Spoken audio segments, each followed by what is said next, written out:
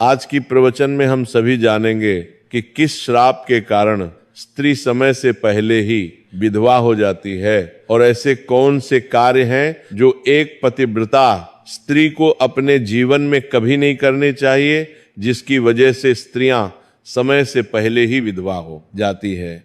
सभी माताओं बहनों से विनम्र निवेदन है कि इस पवित्र कथा को पूरा अवश्य सुने और अपने जीवन में इसके संदेश को अपनाएं। चलिए, आपका ज्यादा समय न लेते हुए इस ज्ञानवर्धक कथा को प्रारंभ करते हैं। एक बार की बात है, जब भगवान विष्णु के सबसे बड़े भक्त और त्रिलोक में विचरण करने वाले देव ऋषि नारद मुनि जब अपनी वीणा हाथ में लिए हुए आकाश मार्ग से विचरण कर रहे थे, तब उन्होंने आकाश मार्ग से खड़े होकर धरती लोक की ओर दृष्टि डाली। उन्होंने देखा कि धरती लोक में एक सुंदर बगीचे में कुछ स्त्रियां फूल तोड़ रही थीं।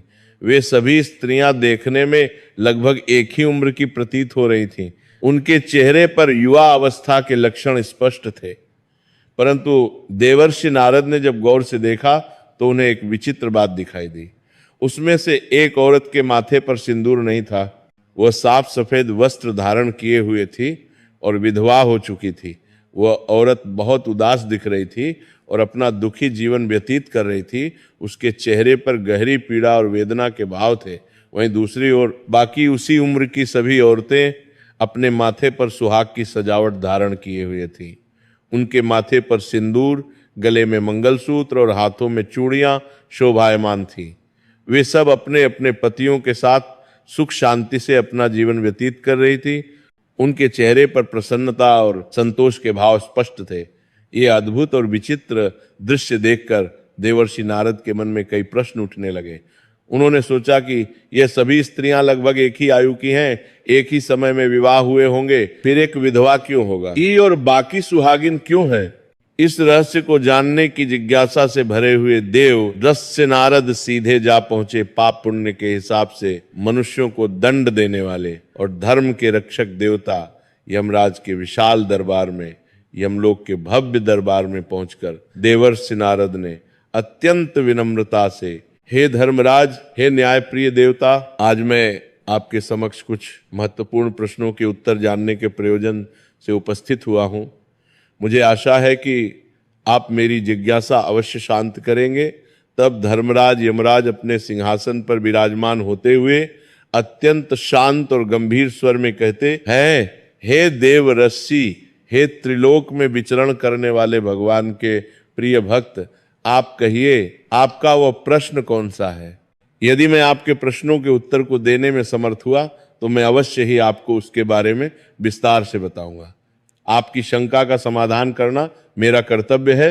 तब देवर्षि नारद जी अपनी बात आगे बढ़ाते हुए कहते हैं, हे धर्मराज, हे न्याय के देवता, आज जब मैं अपनी वीणा लिए हुए आकाश मार्ग से विचरण कर रहा था, तब मैंने धरती लोक में एक अत्यंत विचित्र और आश्चर्यजनक दृश्य देखा। मैंने देखा कि एक सुंदर बगीचे में कुछ स्त्रियां फूल तोड़ रही थीं। वे सभी देखने में लगभग एक ही उम्र की प्रतीत हो रही थी। लगता था मानो उनका जन्म भी एक ही समय में हुआ हो। परंतु हे धर्मराज, उसमें से एक औरत विधवा हो चुकी थी। उसके माथे पर सिंदूर नहीं था और वो बहुत दुखी और उदास दिख रही थी। उसकी आंखों में आंसू थे और वो अपना कष्टमय जीवन व्यतीत कर रही थी। वहीं दूसरी ओर बाकी उसी उम्र की सभी औरतें सुहागिन थीं और अपने अपने पतियों के साथ अत्यंत सुख, शांति और समृद्धि से अपना जीवन व्यतीत कर रही थी। उनके चेहरे पर प्रसन्नता और संतोष झलक रहा था। देवर्षि नारद आगे कहते हैं, हे धर्मराज, इस विचित्र दृश्य को देखकर मेरे मन में कई प्रश्न उत्पन्न हो गए हैं। मुझे आपसे बस 3 महत्वपूर्ण बातें जाननी है। मेरा पहला प्रश्न यह है कि आखिर ऐसी कौन सी स्त्री है जो समय से पहले ही विधवा हो जाती है और फिर सारी उम्र दुखी और कष्टमय जीवन व्यतीत करती है? मेरा दूसरा प्रश्न यह है कि किस प्रकार की स्त्री को उसके जीवन में कभी सुख, शांति और समृद्धि की प्राप्ति नहीं होती? और मेरा तीसरा प्रश्न यह है कि वो कौन सी विशेष चीज है जो एक पत्नी अपने पति के बार बार मांगने पर भी अपने पति को कभी नहीं देती और नहीं देनी चाहिए? इस तरह देव ऋषि नारद के तीनों गहरे और विचारणीय प्रश्नों को ध्यान पूर्वक सुनकर धर्मराज यमराज मुस्कुराते हुए कहते हैं, हे देव ऋषि नारद जी, हे ज्ञान के जिज्ञासु, तुम जिन स्त्रियों की बात कर रही हो उनमें से एक स्त्री वास्तव में समय से पहले ही विधवा होकर अपना दुखद और कष्टमय जीवन व्यतीत कर रही है। वहीं दूसरी ओर अन्य सभी स्त्रियां सुहागन हैं और अपने अपने पतियों के साथ अत्यंत खुशी और हर्ष के साथ सुखी जीवन बिता रही हैं। तुम ये जानना चाहते हो कि आखिर ऐसा क्यों है, यह रहस्य क्या है? यमराज आगे कहते हैं। तो सुनो हे देवर्षि, मैं तुम्हें इन सभी गुण प्रश्नों का उत्तर एक अत्यंत रोचक और शिक्षाप्रद कथा के माध्यम से देना चाहता हूं। इस कथा को बहुत ही ध्यान और एकाग्रता से सुनना, क्योंकि यह कथा केवल एक कहानी नहीं बल्कि जीवन का एक महत्वपूर्ण सत्य है। ध्यान रखना कि जो व्यक्ति आधी अधूरी कथा सुनते हैं उन्हें आधा अधूरा ही ज्ञान प्राप्त होता है, जो जीवन में कभी काम नहीं आता और ना ही किसी के हित में होता है। परंतु यदि तुमने इस कथा को पूर्ण एकाग्रता और धैर्य के साथ सुना तो तुम्हारे तीनों प्रश्नों के उत्तर इस कथा को सुनने के पश्चात स्वतः ही तुम्हें मिल जाएंगे। फिर देवर्षि नारद अपने हाथ जोड़कर अत्यंत विनम्रता से कहते हैं, हे धर्मराज, हे न्याय के देवता, मैं आपको वचन देता हूं, मैं आपके श्रीमुख से निकली इस पवित्र कथा को पूर्ण एकाग्रता और ध्यान से सुनूंगा। मैं एक एक शब्द को अपने हृदय में धारण करूंगा और इस कथा के समाप्त होने के बाद मैं संसार की समस्त नारियों तक, समस्त स्त्रियों तक इस महत्वपूर्ण कथा को आपके माध्यम से अवश्य पहुंचाऊंगा, ताकि वे सभी इससे शिक्षा ले सकें। देवर्षि नारद की यह दृढ़ संकल्प भरी बात सुनकर यमराज संतुष्ट होते हुए कहते हैं, हे देवर्षि नारद, हे भगवान के प्रिय भक्त, सबसे पहले मैं तुम्हें उस पतिव्रता स्त्री की विस्तृत कहानी सुनाना चाहता हूं जो सुहागन बनकर अत्यंत सुखी जीवन जी रही है। और हे देवर्षि, जिस सुहागन स्त्री की तुम बात कर रही हो वह स्त्री और कोई नहीं बल्कि कौशल देश के महाराज के एक साधारण नौकर की धर्मपत्नी है। वह नौकर यद्यपि गरीब था, परंतु उसका हृदय बहुत विशाल और पवित्र था। वह स्त्री जिस नौकर की पत्नी है, उस नौकर को अपनी पत्नी पर पूरा और अटूट विश्वास है। वह हमेशा कहता रहता है कि मेरी पत्नी एक सच्ची चरित्रवान, पवित्र और पतिव्रता स्त्री है। वह नौकर अपनी पत्नी की प्रशंसा नगर में हर किसी से किया करता है और अपने सभी साथियों से, अपने मित्रों से गर्व के साथ अपनी पत्नी के गुणगान किया करता है। फिर धर्मराज आगे की कथा सुनाते हुए कहते हैं, हे देवजस्सी नारद जी, धीरे धीरे उस नौकर की पतिव्रता पत्नी की चर्चा और प्रशंसा समस्त नगर में होने लगी। लोग आपस में कहने लगे कि कौशल नरेश के नौकर की पत्नी बहुत ही सती, सावित्री और पतिव्रता स्त्री है। धीरे धीरे ये बात फैलते फैलते हुए राजा के विशाल दरबार में भी जा पहुंची। जब राजा ने अपने दरबार में ये बात सुनी तो उन्हें भी जिज्ञासा हुई। राजा ने तुरंत अपने उस नौकर को अपने दरबार में बुलवाया। जब वो नौकर राजा के सामने उपस्थित हुआ तो राजा ने उस नौकर से गंभीरता से पूछा, हे नौकर, मैंने सुना है कि तुम हर किसी से, नगर के हर व्यक्ति से ये कहते फिरते हो कि तुम्हारी पत्नी एक चरित्रवान, पवित्र और पतिव्रता स्त्री है। क्या वास्तव में, सच में तुम्हारी पत्नी एक चरित्रवान और पतिव्रता स्त्री है? और क्या तुमको पूरा विश्वास है, पूर्ण आस्था है कि तुम्हारी पत्नी एक पवित्र स्त्री है और तुम्हारे अलावा किसी भी पराये मर्द को, किसी अन्य पुरुष को आंख उठाकर भी नहीं देखती? क्या इस बात का, इस दावे का कोई प्रमाण, कोई सबूत तुम्हारे पास है? राजा की इस गंभीर बात को सुनकर नौकर ने अत्यंत दृढ़ता और विश्वास से भरे स्वर में कहा, हे महाराज, हे कौशल नरेश, मुझे अपनी धर्मपत्नी पर पूरा और अटूट विश्वास है। मुझे पूर्ण आस्था है कि वह एक सच्ची पतिव्रता स्त्री है। मेरी पत्नी अत्यंत पवित्र और संस्कारी है। मेरे अलावा वह किसी भी पराये मर्द को, किसी अन्य पुरुष को नहीं देखती और ना ही उनसे बात करती है। नौकर की इस दृढ़ विश्वास भरी बात को सुनकर राजा के एक चतुर और अनुभवी मंत्री ने, जो दरबार में उपस्थित था, व्यंग्य भरे स्वर में कहा, क्षमा चाहता हूं महाराज, परंतु ऐसा कैसे हो सकता है कि एक स्त्री किसी अन्य पुरुष को ना देखे? यह तो बिल्कुल असंभव है, ये नहीं हो सकता। हे महाराज, ये नौकर बस बातें बना रहा है। फिर वो मंत्री अपने अहंकार और घमंड में आकर राजा से कहने लगा, हे महाराज, यदि मैं इस नौकर की बात को गलत साबित कर दूं यदि मैं इसकी पत्नी का पतिव्रता धर्म नष्ट कर दूं, यदि मैं इसे सबके सामने झूठा साबित कर दूं, तो इस नौकर को क्या सजा मिलनी चाहिए? यह सुनकर नौकर ने तुरंत कहा, हे महाराज, हे न्याय प्रिय राजा, यदि महामंत्री जी किसी भी तरह से मेरी पत्नी का पतिव्रता धर्म नष्ट कर देते हैं, यदि वे सफल हो जाते हैं, तो आप मुझे फांसी की कठोर सजा दे देना, मैं इसके लिए तैयार हूं। परंतु महाराज, यदि महामंत्री जी मेरी पत्नी का पतिव्रता धर्म खंडित नहीं कर पाए, यदि वे असफल रहे, तो इनको भी कुछ उचित सजा अवश्य मिलनी चाहिए। न्याय दोनों पक्षों के लिए समान होना चाहिए। नौकर की यह दृढ़ और साहसी बात सुनकर राजा ने सोच विचार करके निर्णय लिया और कहा, यदि मंत्री असफल रहा तो उसे भी फांसी की सजा दी जाएगी। मंत्री ने अपने घमंड में ये बात स्वीकार कर ली और नौकर से पूछा, बताओ, मैं तुम्हारी पत्नी से ऐसी कौन सी वास्तु लूं, ऐसी कौन सी चीज लेकर आऊं जिससे तुम मान लो, तुम्हें विश्वास हो जाए कि मैंने तेरी पत्नी का पतिव्रता धर्म वास्तव में खंडित कर दिया है। तो नौकर ने सोच विचार करके कहा, हे महामंत्री जी, मेरे विवाह के पवित्र समय पर दहेज में मुझे एक कीमती पटका और एक सुंदर कतर मिली थी। ये दोनों चीजें मेरी पत्नी ने बहुत ही सावधानी और प्रेम से संभाल कर रखी है, क्योंकि ये दोनों चीजें एक पतिव्रता स्त्री के लिए सुहाग की पवित्र निशानी है। यदि तुम ये दोनों मूल्यवान चीजें मेरी पत्नी से लाकर मुझे यहाँ दिखा दोगे, तो मैं मान जाऊंगा, स्वीकार कर लूंगा कि मेरी पत्नी का पतिव्रता धर्म महामंत्री जी आपने नष्ट कर दिया है। तब मंत्री ने घमंड में आकर नौकर की शर्त स्वीकार कर ली और वह मंत्री दरबार से निकलकर सीधा नगर में चला गया। वो नगर में जाकर एक ऐसी स्त्री को ढूंढने लगा जो जादू टोना करने में निपुण थी, जो तंत्र मंत्र जानती थी। जो काम संसार में कोई नहीं कर पाता था, वह काम वह जादू टोना करने वाली स्त्री अपनी कुटिल बुद्धि और चालाकी से कर देती थी। फिर मंत्री ने जब उस स्त्री को ढूंढ लिया तो उसे सारी बात विस्तार से बताई और कहा, सुन, तू किसी भी तरह से कैसे भी करके उस नौकर की पत्नी से मेरा संबंध बनवा दे, उसे बहका दे, उसे भ्रमित कर दे। इसके बदले तुझे जितना धन चाहिए, जितना सोना चांदी चाहिए, मैं उतना धन देने को तैयार हूं। मैं तुझे माला माल कर दूंगा। इस तरह मंत्री की बात सुनकर वह चालाक स्त्री सोच में पड़ गई और कहने लगी, हे मंत्री जी, आपको कहने में बहुत आसान लगता होगा, किंतु वास्तविकता में ऐसा कुछ भी नहीं है। यह बहुत कठिन कार्य है। तुम जिस औरत के बारे में बात कर रहे हो, वो औरत एक सच्ची पतिव्रता नारी है। वो अत्यंत पवित्र और संस्कारी है। उसे ना ही किसी धन का लोभ है, ना किसी सोने चांदी का लालच है, और ना ही किसी वास्तु का मोह है।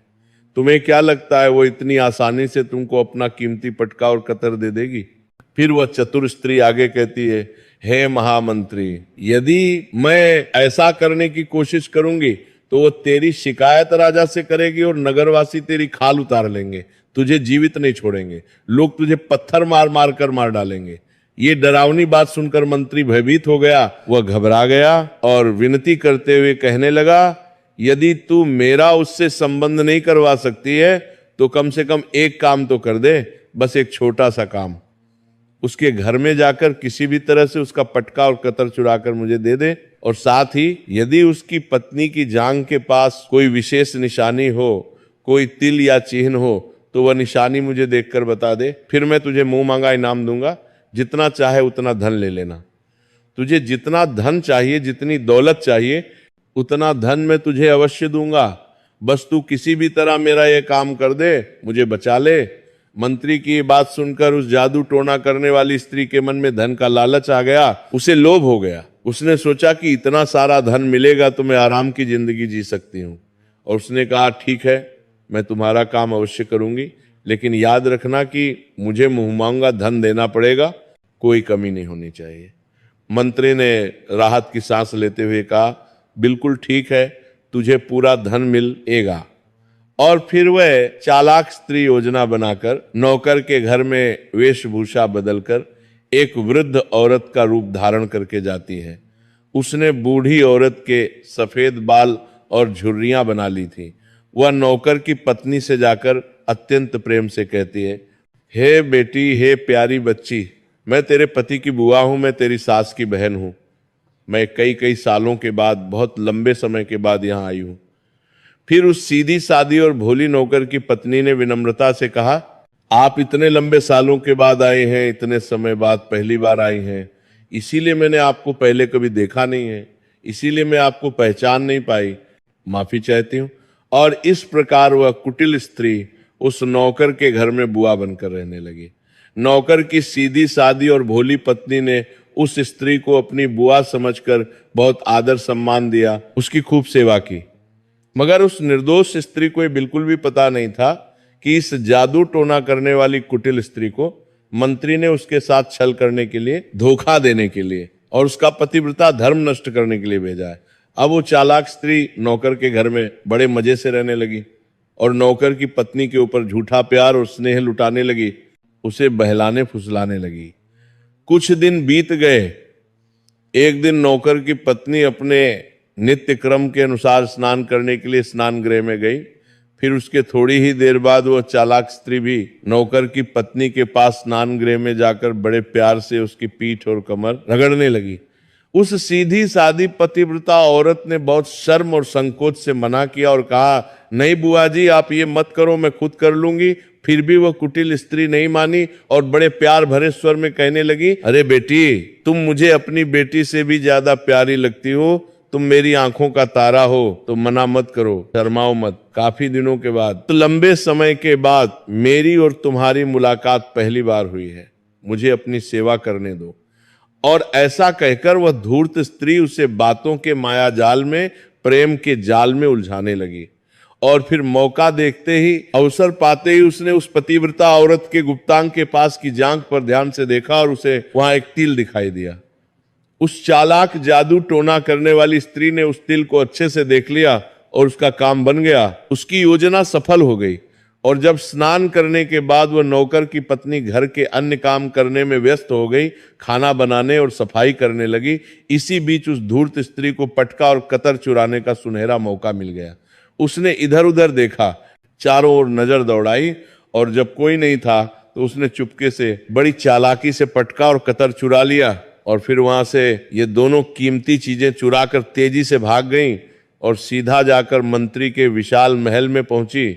उसने मंत्री को पटका और कतर दे दिया और खुशी खुशी कहा, लो मंत्री जी, तुम्हारा काम हो गया। और सुनो, उस नौकर की पत्नी की जांघ पर, उसके गुप्तांग के पास एक काला तिल की निशानी है।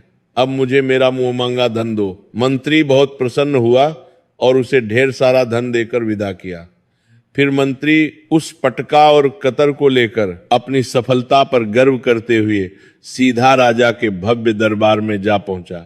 वहां पहुंचकर उसने राजा से घमंड भरे स्वर में कहा, हे महाराज, हे कौशल नरेश, मैं नौकर की पत्नी के साथ 2 दिन रहकर आया हूं और ये देखिए, ये पटका और कतर उसी ने प्रेमवश मुझे दिया है, उसने अपनी मर्जी से मुझे ये दे दिया।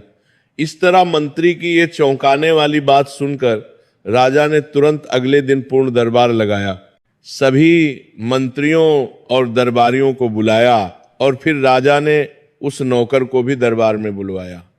फिर मंत्री ने पूरे भरे दरबार में सबके सामने पटका और कतर नौकर को दिखाते हुए व्यंग्य से कहा, देखो नौकर, यह है तुम्हारी पतिव्रता पत्नी की निशानी। महाराज, मैंने इस नौकर की शर्त पूरी कर दी। और फिर उसने भरे दरबार में ये भी घोषणा की, और हे महाराज, नौकर की पत्नी की बाईं जांघ पर एक काला तिल भी है जो मैंने अपनी आंखों से देखा है। ये सब सुनकर नौकर का दिल टूट गया, उसे बहुत गहरा धक्का लगा। वो मान गया, उसे विश्वास हो गया कि वास्तव में आज मेरी पत्नी ने अपना पतिव्रता धर्म पूरी तरह से नष्ट कर लिया है, भ्रष्ट कर दिया है।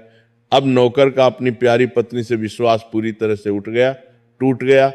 राजा ने अपनी शर्त के मुताबिक न्याय करते हुए नौकर को फांसी की कठोर सजा सुनाई और 15 दिन बाद फांसी देने का आदेश जारी किया।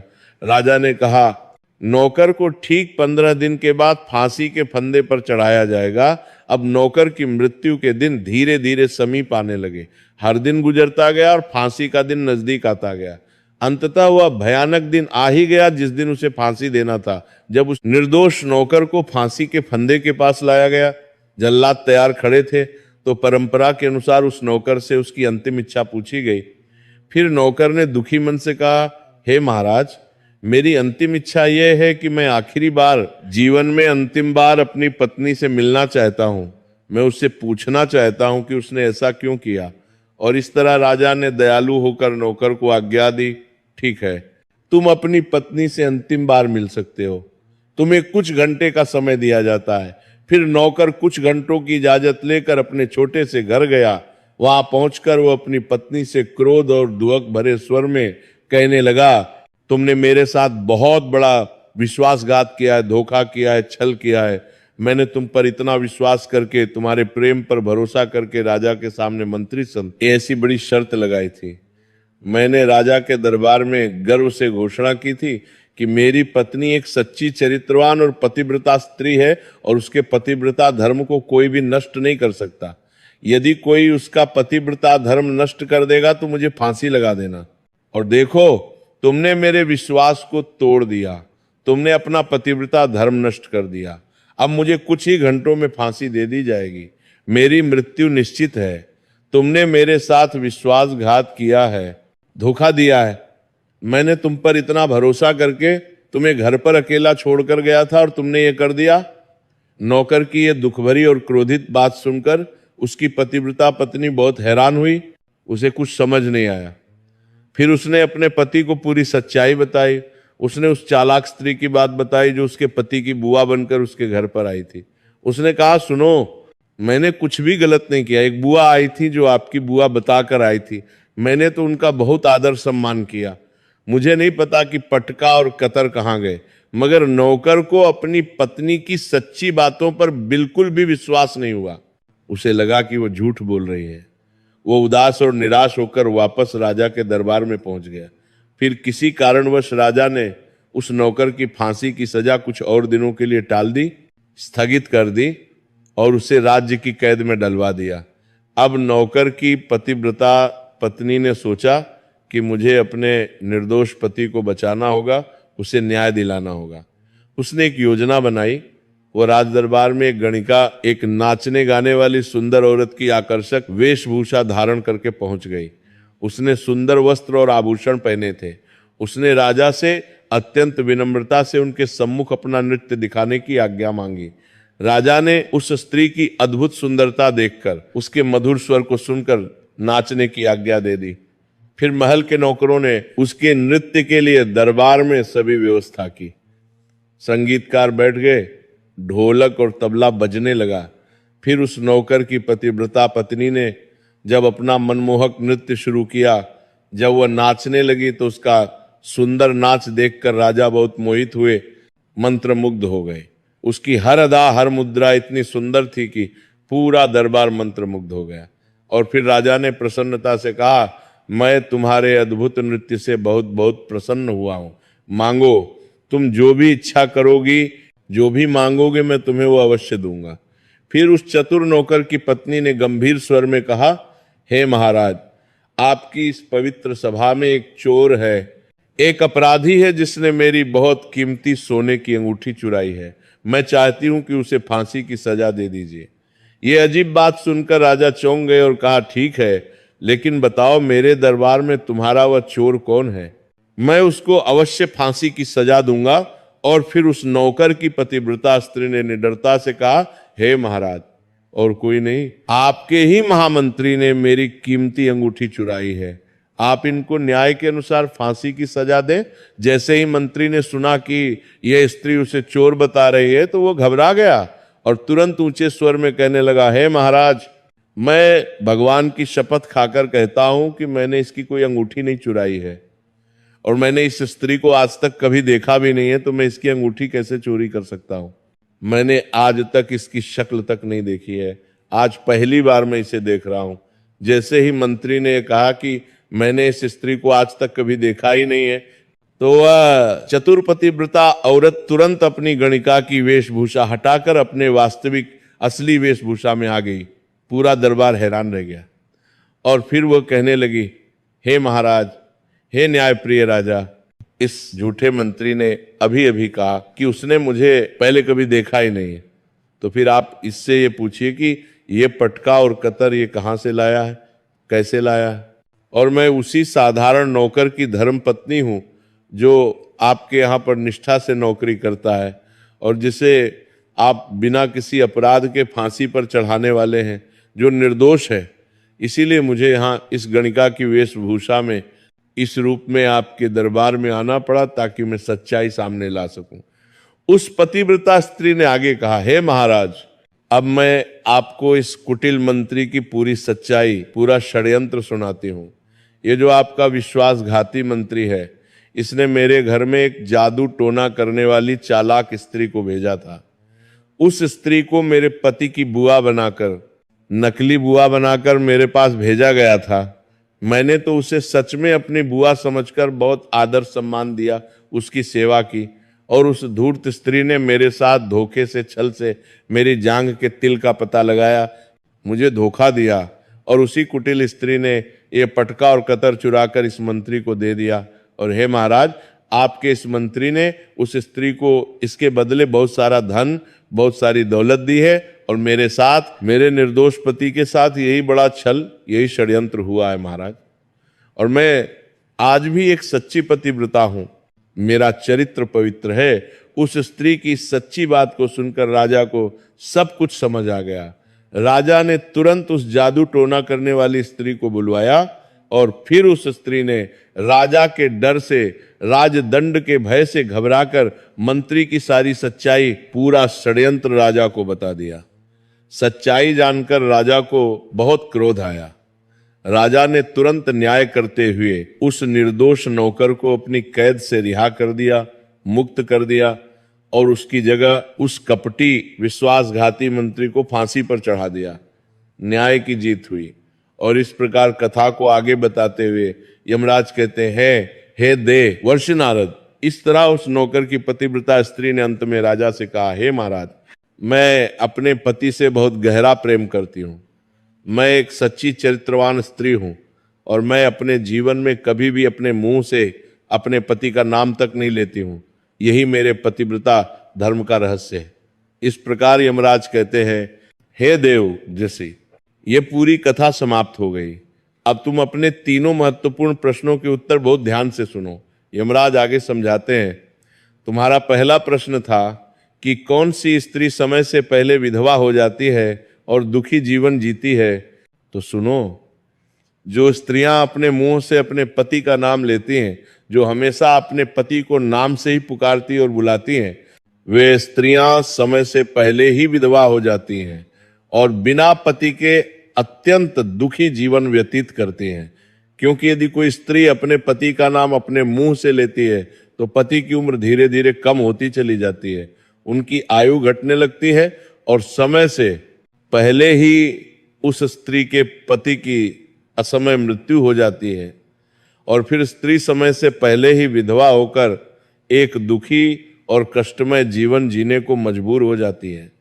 बस यही कारण है कि तुम जिन स्त्रियों की बातें कर रही थी, उनमें से एक विधवा इसी कारण से, इसी वजह से हुई है, और उनमें से एक वह नौकर की पत्नी थी जो एक सच्ची पतिव्रता स्त्री थी। यह स्त्री कभी भी अपने पति का नाम मुंह से नहीं लेती थी, उसे सम्मान देती थी, जिसके कारण वह आज भी सुहागन है और सुखी तथा समृद्ध जीवन व्यतीत कर रही है। और वह दूसरी स्त्री जो समय से पहले विधवा होकर दुखी जीवन जी रही है, वह हमेशा अपने पति को उसके नाम से बेपरवाही से बुलाती रहती थी, जिसके कारण उसके पति की उम्र कम होती चली गई और फिर उसके पति की मृत्यु समय से बहुत पहले ही हो गई। आज वह औरत अकेली और दुखी जीवन जी रही है, इसलिए किसी भी स्त्री को, किसी भी पत्नी को अपने पति का नाम अपने मुंह से कभी नहीं लेना चाहिए। यह बहुत महत्वपूर्ण नियम है। यमराज आगे कहते हैं, और तुम्हारा दूसरा प्रश्न था कि कौन सी स्त्री को जीवन में कभी सुख शांति नहीं मिलता है, वह पति के होते हुए भी सदा दुखी जीवन जीती है। तो समझ लो, जो स्त्रियां अपने पति की बिना अनुमति लिए, बिना इजाजत लिए कहीं भी चल देती हैं, जहां चाहे चली जाती हैं, वे कभी सुखी जीवन नहीं जी पाती हैं।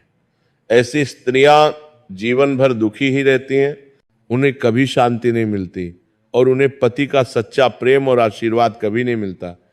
और तुम्हारा तीसरा महत्वपूर्ण प्रश्न था कि ऐसी कौन सी चीज है जो एक पत्नी अपने पति को मांगने से भी नहीं देती है। तो समझ लो, वो चीज गाली है, अपशब्द है, जो एक संस्कारी, सभ्य और चरित्रवान स्त्री कभी भी अपने पति को नहीं देती है। पति कितना भी क्रोधित हो जाए, कैसी भी परिस्थिति हो, एक सच्ची पतिव्रता स्त्री अपने पति को गाली नहीं देती। और जो स्त्रियां अपने पति को गाली देती हैं, अपशब्द कहती हैं, वह स्त्री कभी चरित्रवान नहीं होती है। ऐसी स्त्रियां जीवन भर दुखी और अशांत रहती हैं। उनके जीवन में कभी सच्चा सुख नहीं आता, कभी शांति नहीं मिलती, और समय से पहले ही ऐसी स्त्रियां विधवा हो जाती हैं, क्योंकि उनके अपशब्दों से पति की आयु कम हो जाती है। और इस प्रकार धर्मराज यमराज की ज्ञानवर्धक कथा सुनने के बाद देवर्षि नारद अपने तीनों प्रश्नों का संतोषजनक उत्तर पाकर बहुत प्रसन्न और संतुष्ट हो जाते हैं। वे अत्यंत कृतज्ञता से कहते हैं, हे धर्मराज, हे न्याय के देवता, वास्तव में जो स्त्री सच्ची चरित्रवान और पतिव्रता होती है, जो अपने पति का सम्मान करती है, वह कभी दुखी जीवन नहीं जीती है। ऐसी स्त्रियां हमेशा सुखी और समृद्ध रहती हैं। तो धर्मराज यमराज गंभीरता से समझाते हुए कहते हैं, वो बिल्कुल सही कहा तुमने हे देवर्षि। हाँ, ये सत्य है, क्योंकि ऐसे घर में जहां पतिव्रता और चरित्रवान स्त्री रहती है, वहां माता लक्ष्मी का सदा वास होता है। देवी लक्ष्मी ऐसे घरों में प्रसन्नता से निवास करती हैं और वह घर धन दौलत समृद्धि और खुशियों से हमेशा भरा रहता है। उस घर में कभी अभाव नहीं आता, कभी दुहक नहीं आता। चरित्रवान और पतिव्रता स्त्रियां अपने घर को, अपने परिवार को स्वर्ग के समान सुंदर और शांतिमय बना देती हैं।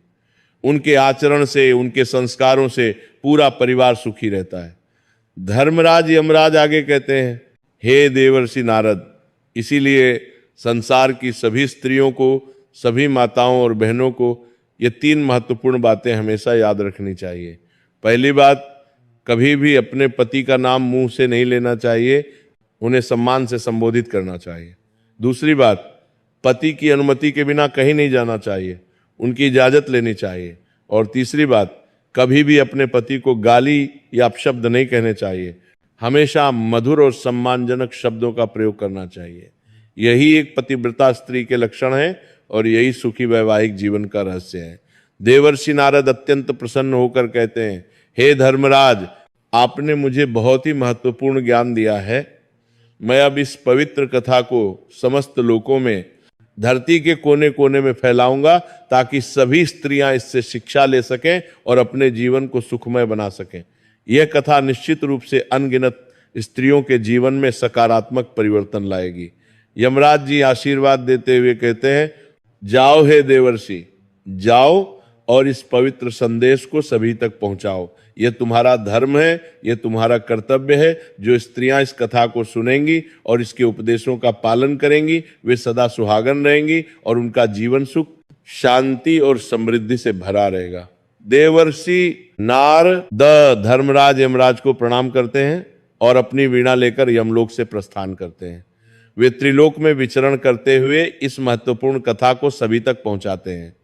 इस प्रकार ये पवित्र कथा समाप्त होती है, जो हमें सिखाती है कि एक पतिव्रता स्त्री के 3 मुख्य गुण होते हैं।